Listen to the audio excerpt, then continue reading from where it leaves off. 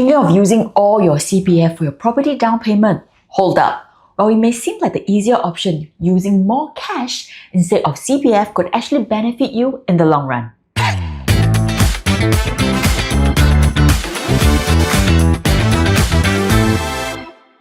Hi, my name is Kelly from PropertyHunter Singapore and welcome back to our channel. If you're new here, don't forget to like, share and subscribe to our channel for more content on property investment, real estate trends and home buying tips. In today's video, I'm going to break down why relying less on your CPF can be a smarter financial move when it comes to buying property in Singapore. When it comes to buying a property, the first question that pops out in our head is usually, how much CPF do we have? And that we should utilize every single cent of it to offset our down payment so that we will need to fork out lesser cash. What if I told you that using cash over CPF for your down payment has benefits that you may not be aware of? Number one, let's start off with the accrued interest you will owe on your CPF. Do you know that every single cent that we utilize from a CPF account to buy a property has to be returned back after the property has been sold? And that also includes an interest of 2.5% per annum. If you use more CPF for the down payment, you're essentially taking out a loan from your own retirement savings. This loan comes with a 2.5% annual interest and you will need to repay both the principal and the interest when you sell off the property. So imagine if you have used a lump sum of your CPF for your property down payment, which many of us do, and you stayed in your property for a long period of time. How much accrued interest do you think you will have incurred? Let's take a look at an example here. Let's say Sarah buys a $1 million property and uses $200,000 from her CPF for the down payment.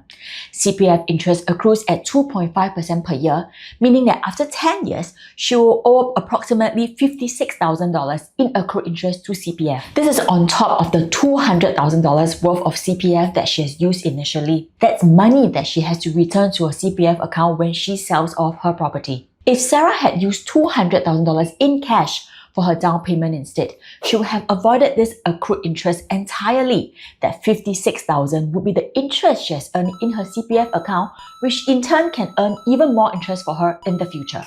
Number two, another benefit of using cash instead of your CPF for your down payment is actually allowing you to save your CPF funds to help with your monthly mortgage installment instead. Let's take a look at an example here too. John buys a $1 million property. Instead of depleting his entire CPF for the down payment, he keeps $150,000 balance in his CPF account. This $150,000 can then be used to cover his monthly mortgage payment for the next 3 years if his mortgage is around $4,000 per month. Imagine being able to not worry about your monthly mortgage repayment for the next 3 years. That's a very good position to be in.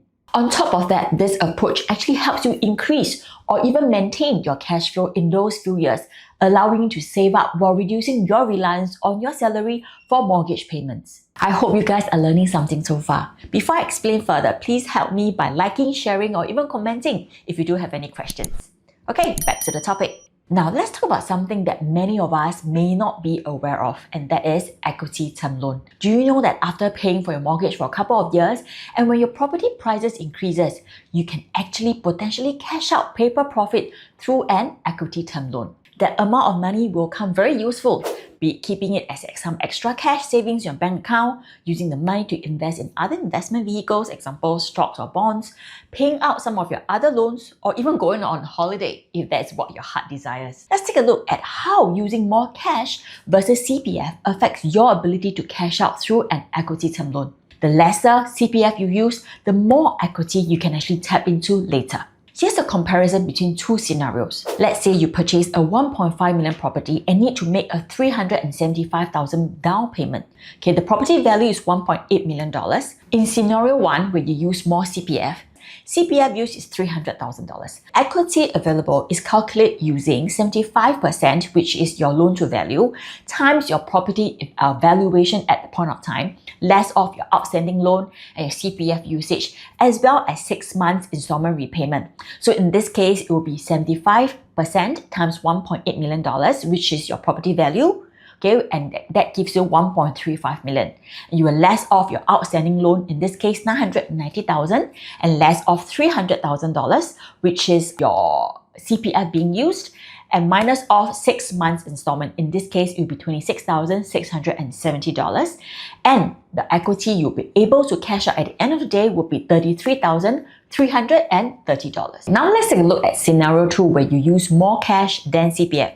The same thing, the property value is at $1.8 million. The CPF used instead of $300,000, this time around is $75,000. So the equity available for you to cash out will be the same, 75% of the property valuation right now, which is at $1.35 million, less of outstanding loan of $990,000, less of CPF usage of $75,000, and less of 6 months installment, which is $26,670.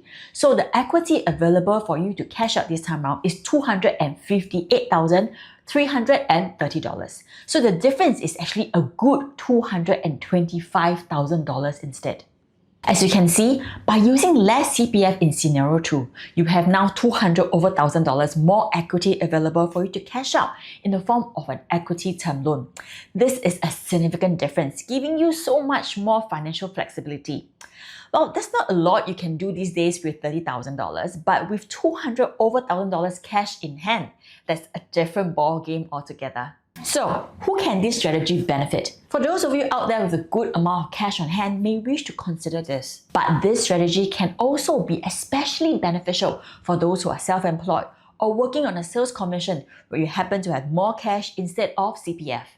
Using cash instead of CPF gives you more flexibility, allows you to keep more equity in your property, and minimizes your reliance on your CPF savings. In conclusion, this perspective, using more cash over CPF, can be a game changer for anyone buying property, but especially for self-employed individuals who might not have CPF contributions to rely on.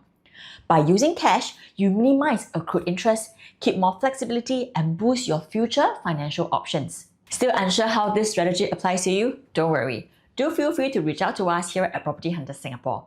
We've helped many buyers understand how to maximize their financial strategy when purchasing a property, and we can help you too. Just drop us a message or give us a call and we'll guide you through every step of the way. Before you leave, if you find this video helpful, please give it a thumbs up, share it with your friends, or subscribe to our channel for more real estate tips and insights. And if you do have any topics or questions that you would like me to cover, leave them in the comments below or contact us through the link in the bio.